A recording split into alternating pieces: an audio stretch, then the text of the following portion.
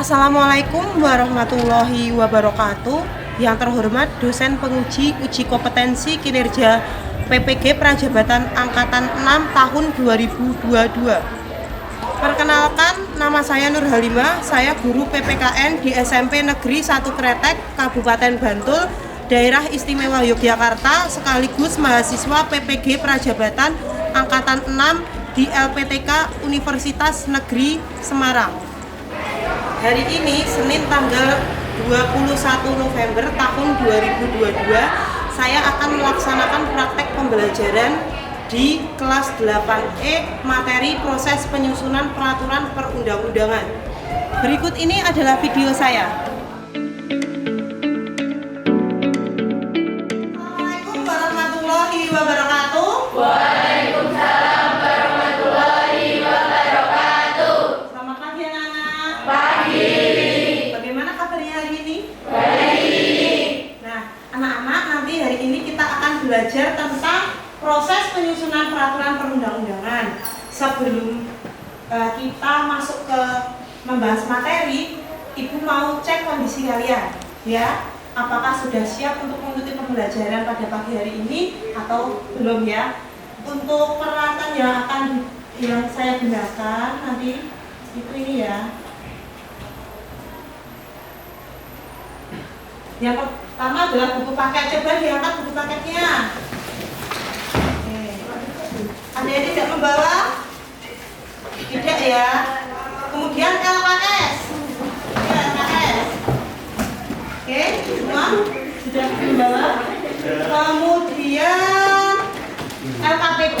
Untuk LKPD nanti saya tampilkan ya, karena minggu lalu saya sudah membagi kelompok dan tema untuk membuat mind mapping tentang proses penyusunan peraturan perundang-undangan.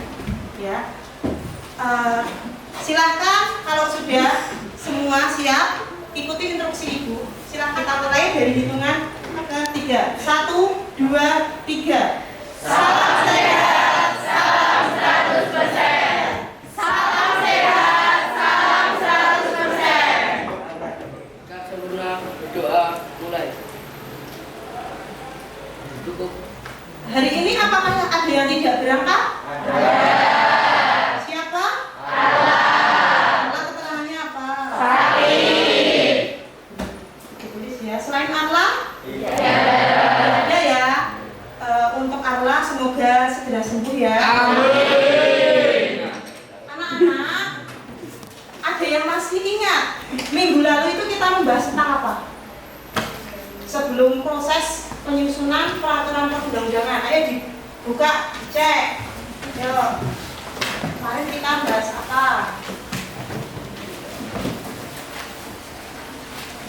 Bab 3 yang poin A. Itu kan yang akan kita gunakan hari ini. Ya, makna tata urutan peraturan perundang-undangan di Indonesia. Nah, materi minggu lalu itu berkaitan dengan materi yang akan kita bahas pada hari ini, ya. Kalau minggu lalu kita membahas tentang tata urutan perundang-undangan sama maknanya sesuai Undang-Undang Nomor 11 Tahun 2011, hari ini kita belajar prosesnya. Ya. Berikut ini adalah kompetensi dasar yang akan kita bahas, ada 4. Yang pertama adalah KD 1.3 tentang menata tata urutan peraturan perundang-undangan dalam sistem hukum nasional di Indonesia secara adil. Kemudian yang kedua, KD 2.3 memperjelas konsepsi tata urutan peraturan perundang-undangan sesuai Undang-Undang Dasar 1945. Kemudian KD 3.3 memahami tata urutan peraturan perundang-undangan dalam sistem hukum nasional di Indonesia. Kemudian KD yang terakhir yaitu 4.3 mendemonstrasikan pola pengembangan tata urutan perundang-undangan dalam sistem hukum nasional di Indonesia. Nah, anak-anak, tujuan pembelajaran yang akan kita pelajari hari ini yaitu ada 5, ya. Coba Wildan membantu Bunur untuk membacakan poin pertama. Melalui aktivitas pembelajaran, peserta didik dapat menata tata urutan peraturan perundang perundang-undangan dalam sistem hukum nasional di Indonesia secara adil. 2. Melalui kegiatan diskusi, peserta didik dapat menunjukkan sikap disiplin dalam menerapkan aturan sesuai dengan nilai-nilai yang terkandung dalam tata urutan peraturan perundang-undangan nasional. Melalui kegiatan tanya jawab berkaitan dengan tayangan di website dengan proses penyusunan tata urutan peraturan perundang-undangan nasional, peserta didik dapat merumuskan perbedaan peraturan perundang-undangan yang satu dengan yang lainnya dengan benar. 4. Melalui kegiatan diskusi kelompok, peserta didik dapat menciptakan karya berupa peta konsep tentang proses penyusunan tata urutan peraturan perundang-undangan nasional dengan metode mind mapping yang dengan benar. 5. Melalui kegiatan diskusi kelompok, peserta didik dapat mempresentasikan hasil kerja kelompok secara klasikal di depan kelas dengan tepat. Anak-anak, nanti akan ada 3 penilaian yang akan Ibu nilai, yaitu nilai pengetahuan, keterampilan, sama sikap. Nanti untuk pengetahuan, nanti ada LKPD, nanti kalian kerjakan, mind mapping, kemudian kuis, menggunakan aplikasi kuisis ya, seperti yang pertemuan kemarin. Kemudian nanti ada uji kerja, nanti hasil dari kalian membuat mind mapping nanti dipresentasikan. Kemudian untuk sikap nanti saya mengamati sikap kalian, apakah ada yang ngomong kasar atau perbuatannya jelek, nanti Ibu amati ya. Nah, anak-anak, kira-kira dari kompetensi dasar tujuan pembelajaran yang akan kita bahas tadi, kira-kira menurut kalian apa manfaatnya? Penting nggak kalau kita belajar itu? Pentingnya apa? Ayo, ada yang bisa? Ayo.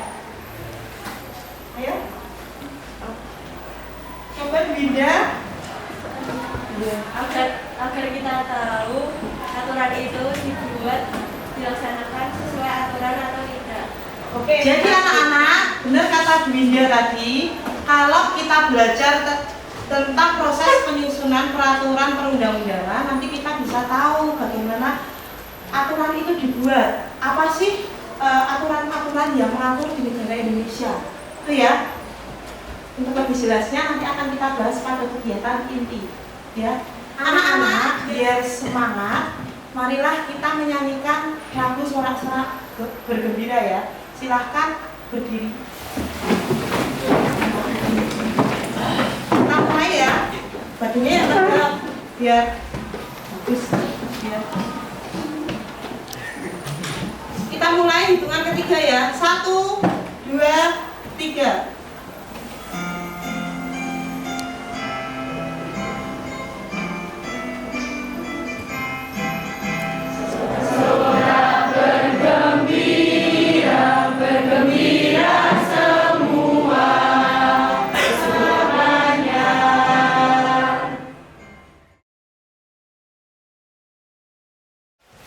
Anak-anak, untuk materi yang kita pelajari hari ini itu sudah Ibu share ya, bisa kalian cek ya di Google Sheet yang Ibu kirim tadi malam ya. Semisal nanti kalau kalian bingung pada saat mengerjakan tugas atau saat mengerjakan soal atau saat mengerjakan kelompok, kalian bisa lihat di Google Sheet ya.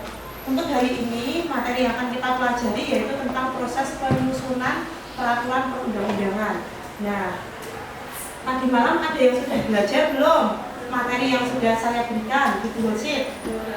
Sudah? Ada yang belum? Yang belum siapa? Angkat tangan. Kenapa nggak belajar? Ngomong?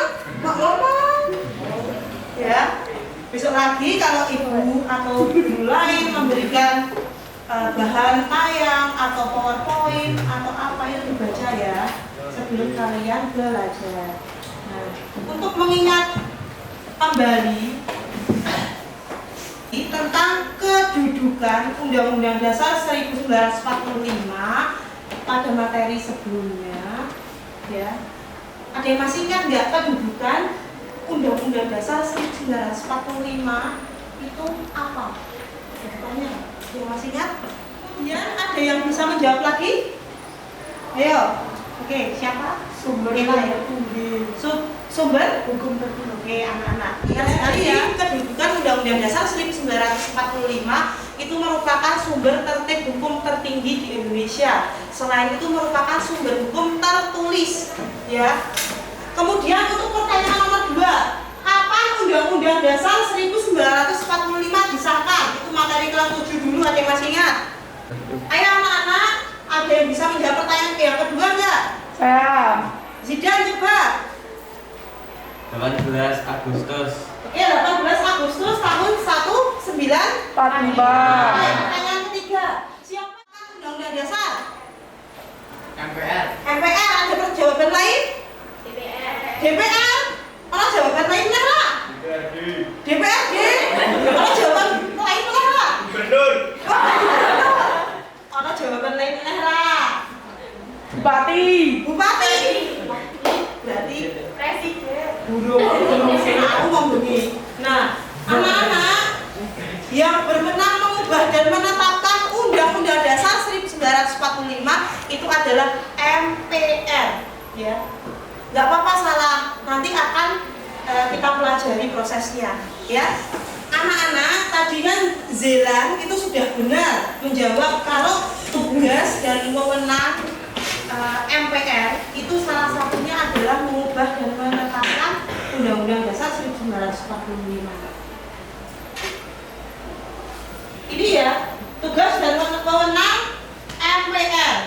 Yo, salah satunya adalah mengubah dan menetapkan Undang-Undang Dasar. Ya. Selain itu ada tugas lainnya. Coba Raditya, baca Le. Yang poin kedua yang dibaca. Melantik presiden dan atau wakil presiden. Oke, yang ketiga.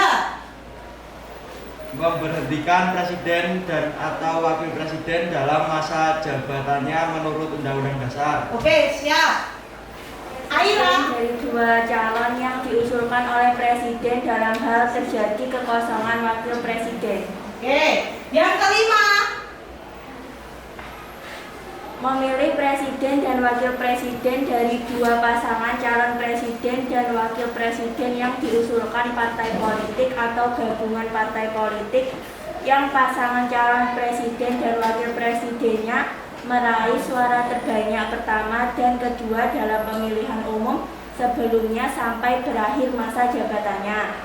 Anak-anak, ini adalah tugas dan wewenang MPR, Majelis Permusyawaratan Rakyat. Ini sudah ada di Undang-Undang Dasar 1945. Dulu kan pernah Ibu ngirim Undang-Undang Dasar 1945 di Google Drive, di WA. Nah, nanti dibuka lagi ya. Nah, kalian ada yang tahu ini kok tandanya cepet-cepet ini kenapa? Ayo, ada yang tahu nggak? Amandemen. Nah, amandemen. Jadi kemarin amandemen Undang-Undang Dasar 1945 ada berapa? 4 kali. Jadi kalau cepet-cepet yang mau telu, wih amandemen ke 3. Kalau cepet-cepet 2, itu amandemen ke 2. Kalau bentar, kalau ini double ya, berarti ini pernah diubah 2 kali. Gitu ya. Anak-anak, untuk tata cara perubahan Undang-Undang Dasar 1945 untuk tahapannya nanti akan kalian buat ya dalam bentuk mind mapping. Secara singkatnya itu bahwa Undang-Undang Dasar 1945 bagian pasal itu kan bisa diubah ya. Kalau mau mengubah harus diagendakan ya di sidang MPR ya. Kemudian harus diajukan sekurang-kurangnya sepertiga dari anggota MPR. Ada yang masih ingat anggota MPR itu terdiri dari apa dan apa? Jadi gabungan dari DPR dan DPD itu nanti diambil sepertiganya, itu minimalnya ya. Kemudian baru usulan perubahan tersebut diajukan secara tertulis, ditunjukkan ya bagian mana yang mau diubah, bagian mana yang harus diganti beserta alasannya. Kemudian bagian ketiga, nah kemudian diadakan sidang yang dihadiri 2/3 dari jumlah anggota. Kemudian yang keempat, putusan untuk mengubahnya itu harus diputuskan 50% plus 1. Ya, untuk kesepakatan dasar itu bisa kalian lihat di sini ya. Ada 5. Yang pertama, tidak mengubah pembukaan, tetap mempertahankan NKRI, mempertegas sistem pemerintahan presidensial. Kemudian, Bildan tolong bantu Gunur dibacakan. Penjelasan UUD NRI 1945 yang memuat hal-hal bersifat normatif atau hukum akan dimasukkan ke dalam pasal-pasal. Oke, kemudian Radinka. Melakukan perubahan dengan cara Jadi Kak, yang benar kalau membacanya Undang-Undang Dasar 1945 itu ya. Kemudian untuk adendum, ada yang tahu adendum itu apa? Tidak ada. Ayo dicek.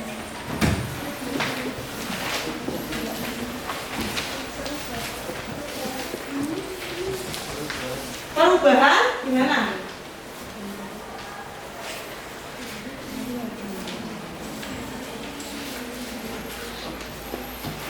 Apa perubahannya gimana? Yuk dicek. Yuk, Octavia yuk. menambah pasal perubahan tanpa menghilangkan pasal sebelumnya. Nah, benar sekali. Jadi adendum itu adalah mengubah pasal tetapi tidak menghilangkan bentuk aslinya. Ya. Anak-anak, materi selanjutnya yaitu tentang ketetapan MPR. Ya, ketetapan MPR. Ketetapan MPR adalah, saya jelaskan dulu ya awalnya. Jadi ketetapan MPR itu merupakan produk dari MPR pada saat itu sebelum diubah, ya, sebelum diamandemen. Jadi produk hukumnya itu adalah ketetapan MPR. Pada saat MPR itu menjadi lembaga tertinggi. Tetapi karena setelah diamandemen, setelah dirubah, itu ketetapan MPR itu hilang. Pada saat setelah amandemen, itu ketetapan MPR masih ada. Tetapi untuk MPR-nya itu bukan menjadi lembaga tertinggi. Sekarang menjadi lembaga tinggi.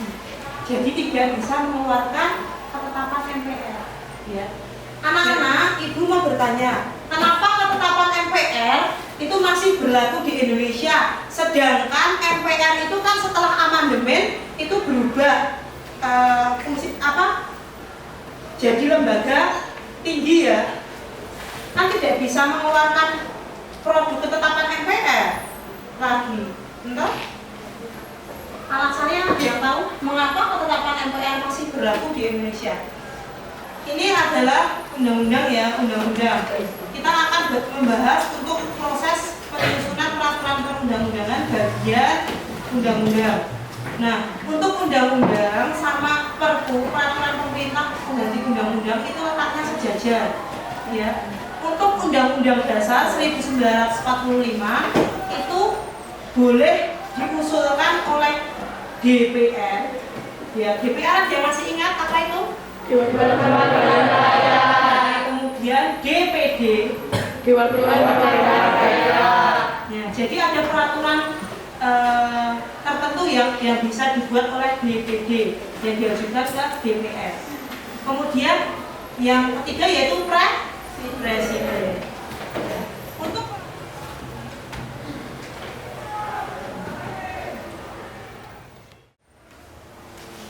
ini adalah proses pembuatan peraturan undang-undang yang dirancang yang diusulkan oleh DPD, Dewan Perwakilan Rakyat Daerah, ya. Nanti kalian yang mendapat bagian ini bisa dibuat ya. Di layar itu adalah peraturan pemerintah pengganti undang-undang. Ya. Kalau rancangan undang-undang itu ada yang tidak berbobot, itu presiden itu bisa mengeluarkan perpu untuk menggantikan rancangan undang-undang yang akan disahkan menjadi undang-undang. Itu ya. Jadi menurut aturan itu pemerintah berhak mengeluarkan perpu. Ya. Anak-anak, kita lanjut ke peraturan pemerintah. Ya. Tolong Iksan baca ya, Le. Peraturan pemerintah adalah Peraturan pemerintah adalah peraturan perundang-undangan yang ditetapkan oleh Presiden untuk melaksanakan undang-undang sebagaimana mestinya. Hal ini sesuai pasal 5 ayat 2 Undang-Undang Dasar Negara Republik Indonesia tahun 1945. Peraturan pemerintah ditetapkan oleh Presiden sebagai pelaksana kepala pemerintahan. Oke, jadi yang berhak menetapkan peraturan pemerintah itu adalah Presiden, ya. Untuk tahapannya nanti digambar ya sesuai dengan tema yang kalian dapat. Nih, tahapannya ini adalah tahapan kata peraturan pemerintah. Ini adalah tahap peraturan pemerintah bagaimana membuatnya. Nanti kalian buat ya. Anak-anak, kita lanjut ke materi peraturan presiden. Peraturan presiden itu peraturan yang dibuat oleh presiden. Itu gampang lah ngapal karena apa? Peraturan presiden ya yang saya gawe ya presiden, orang menteri loh. Ya. Nah, untuk tahapannya nanti akan kalian buat ya sesuai dengan kelompok yang kalian dapat dan tema yang kalian dapat. Kegiatan selanjutnya yaitu itu akan menjelaskan tentang Perda, peraturan daerah provinsi. Peraturan daerah provinsi itu adalah peraturan yang dibuat oleh DPRD provinsi sama gubernur. Nah, untuk tahapannya nanti dibuat pada saat proses membuat mind mapping, ya.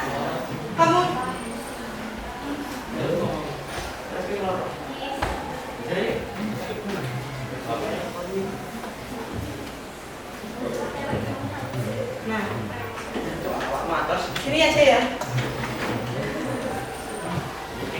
Untuk selanjutnya yaitu peraturan daerah kabupaten. Ayo sikapnya yang bagus ya, oke ya. Peraturan daerah kabupaten itu adalah peraturan yang dibuat oleh DPR atau DPRD? Ya, DPRD kabupaten sama bupati atau wali kota. Tadi kalau ya provinsi yang buat siapa? Gubernur sama DPRD provinsi. Kalau yang kabupaten? DPRD kabupaten dan Oke, benar sekali. Anak-anak, ayo dilihat dulu. Ini adalah proses pembuatan atau penyusunan peraturan daerah kabupaten. Yuk, diamati ya. Kabupaten ini contohnya Kabupaten Bantul. Nah, provinsi D.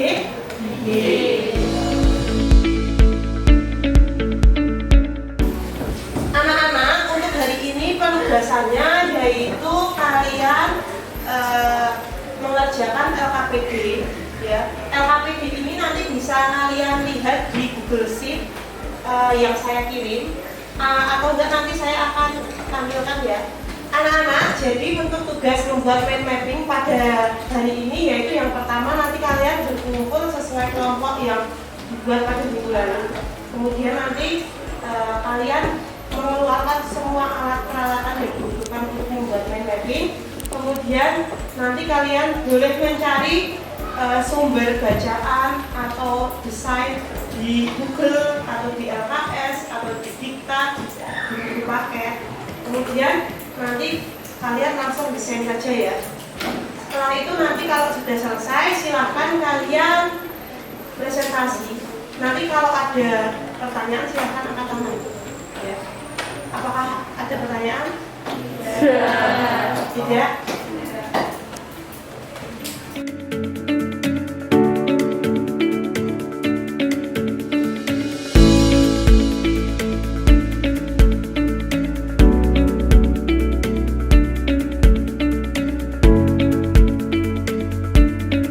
Assalamualaikum warahmatullahi wabarakatuh. Waalaikumsalam warahmatullahi wabarakatuh. Perkenalkan, nama saya Abdul Rafiq Antara dengan anggota Saya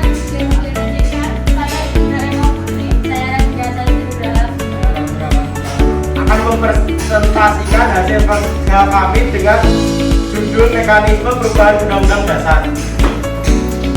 lembaga yang berwenang mengubah dan menetapkan undang-undang dasar adalah MPR. MPR adalah majelis permusyawaratan rakyat yang anggotanya terdiri dari DPD dan DPR. Untuk proses perubahannya itu bisa teman-teman lihat di pasal 37 Undang-Undang Dasar 1945. Untuk lebih jelasnya, ayo teman-teman bisa dilihat dari gambar yang sudah kami buat, yaitu dimulai dengan unsur perubahan diajukan oleh sekurang-kurangnya sepertiga dari jumlah anggota MPR, kemudian diajukan secara tertulis dan ditunjuk dengan jelas bagian yang diusulkan untuk diunggah beserta alasannya, kemudian dilakukan sidang MPR yang dihadiri sekurang-kurangnya 2/3 dari jumlah anggota MPR. Kemudian putusan dilakukan dengan persetujuan sekurang-kurangnya 50% plus 1 anggota dari seluruh anggota MPR. Untuk objek perubahannya itu pasal-pasal yang ada di dalam Undang-Undang Dasar, tetapi ada yang tidak boleh diubah ya teman-teman, yaitu pembukaan. Karena merupakan kesepakatan dasar dari para pendiri negara agar tidak mengubah pembukaan. Kemudian untuk Negara Kesatuan Republik Indonesia itu juga tidak bisa diubah. Sekian presentasi kami. Apakah ada yang ingin bertanya? Saya. MPR terdiri dari apa dan apa? Anggotanya terdiri dari DPD dan DPR. Apakah ada yang mau bertanya lagi? Tidak. Sekian dari kelompok kami. Kami pamit warahmatullahi wabarakatuh. Perkenalkan, nama saya Primanuha Fernisa. Saya Faiza Krasujadi. Di sini kami akan mempresentasikan hasil kerja kelompok kami mengenai pembentukan peraturan daerah provinsi kabupaten.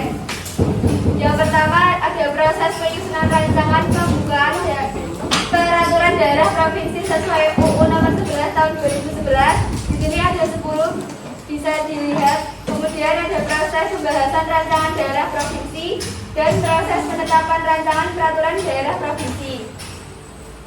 Apakah ada yang ingin bertanya? Saya apa perbedaan peraturan provinsi dan peraturan kabupaten?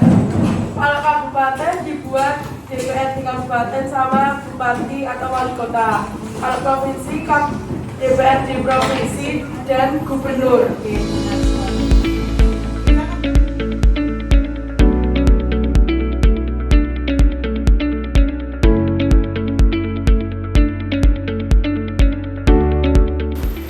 Anak-anak, kalian kan tadi sudah presentasi semua. Nah, tadi ada yang membahas tentang mekanisme apa? Mekanisme undang-undangan. Bagaimana undang-undang itu dibuat? Bagaimana peraturan pemerintah pengganti undang-undang itu dibuat? Bagaimana peraturan daerah dibuat ya? Anak-anak, kegiatan selanjutnya yaitu kuis ya. Nanti menggunakan aplikasi Kuisis. Nah, anak-anak silahkan ambil hasil kalian. Dibuka link yang ibu berikan. di WA group ya. Kalian kalau tidak bisa menggunakan link, bisa menggunakan kode ya, yang 5938114. Ini sudah ada beberapa anak yang masuk ya, ini sudah banyak sekali. Bagi anak-anakku yang belum masuk, silakan masuk ya.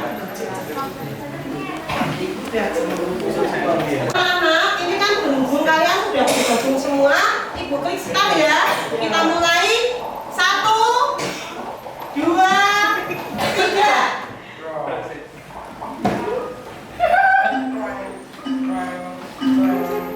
Ayo. Yuk.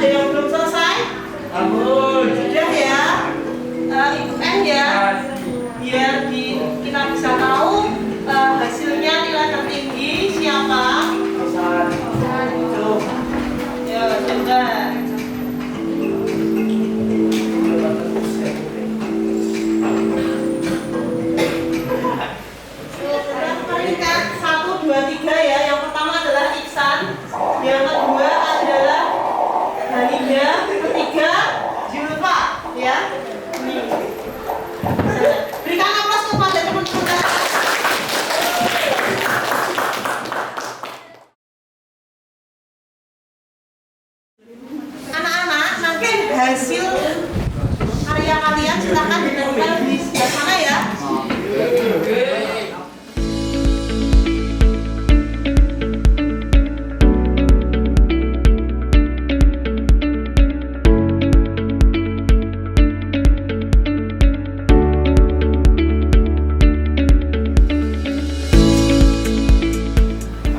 Dengan mempelajari peraturan perundang-undangan prosesnya, kita manfaatnya selain tadi menambah wawasan, terus apa anak-anak? Menciptakan ketertiban dan ketentraman. Ya, menciptakan ketertiban dan ketentraman. Apabila peraturan itu sudah dibuat, tentu saja diterapkan. Nah, itu akan menciptakan ketertiban dan ketentraman pada masyarakat. Selain itu, Memberikan rasa keadilan bagi warga negara. ya, dengan adanya aturan pasti terciptanya suatu keadilan. Terus apalagi anak-anak? Memberikan kepastian hukum kepada Nah, memberikan kepastian hukum pada warga negaranya. Dengan adanya aturan pasti warga negaranya itu terlindungi. Nah, itu tadi itu semua adalah manfaat dari kegiatan pembelajaran pada pagi hari ini. Untuk materi selanjutnya, coba dilihat halaman ya, halaman 65. Itulah materi yang akan kita pelajari pada pertemuan berikutnya. Apakah ada pertanyaan sampai sini? Tidak. Karena waktu sudah hampir habis, jadi Ibu minta tolong salah satu untuk memimpin berdoa. Tadi kan sudah yodal. Tolong sekarang kira ya. Kita sempurna berdoa mulai. Cukup. Anak-anak, terima kasih sudah hebat hari ini, sudah mengikuti pembelajaran dengan baik.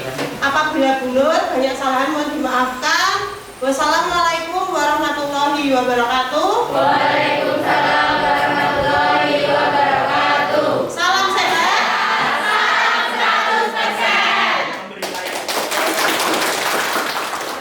100%. Demikian praktek pembelajaran saya. Terima kasih sudah menonton.